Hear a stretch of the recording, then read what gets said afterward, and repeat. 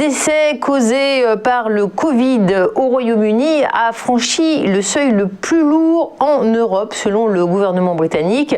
Eh bien, en dépit des confinements et en dépit de la campagne de vaccination qui reste massive, c'est un total de 23 millions de personnes qui ont reçu, certes, une première injection d'un vaccin contre le Covid-19, mais le bilan est de 125 000 morts, un seuil très important.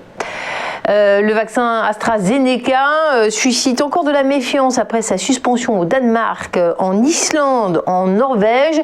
La Thaïlande également a décidé de reporter le lancement de sa campagne de vaccination avec ce vaccin. En cause, les craintes qui sont liées à la formation de caillots sanguins.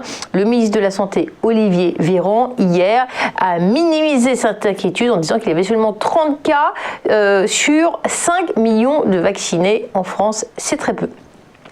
Le groupe Renault a annoncé qu'il allait céder ses parts dans la société Daimler, ce qui représente 1,54% du capital du constructeur allemand, soit près de 1,2 milliard d'euros au cours du jour. Et puis, retour à la politique française, un accord en 12 lettres, en effet une alliance EE, LV, PS, PCF, FI a été scellée et annoncée hier. Elle sera menée en fait par l'eurodéputée Karima Delli, qui est une eurodéputée écologiste, et elle affrontera donc le sortant Xavier Bertrand et le représentant du Rassemblement national. On tourne une petite page de publicité et on se retrouve pour un point sur la Bourse de Paris et surtout pour la rubrique Le Chrono CAC.